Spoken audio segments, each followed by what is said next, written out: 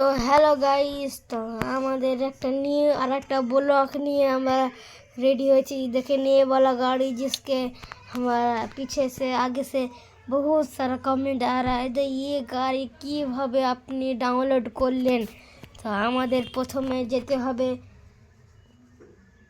সেটা আমরা একটু পরে বলবো। আগে আমাদের গাড়িগুলো দেখে নিয়ে একটা হলো ব্যাজিসেন গাড়ি, যেটা আমরা কিনেছি আর 20 চাক্কা গাড়িটা।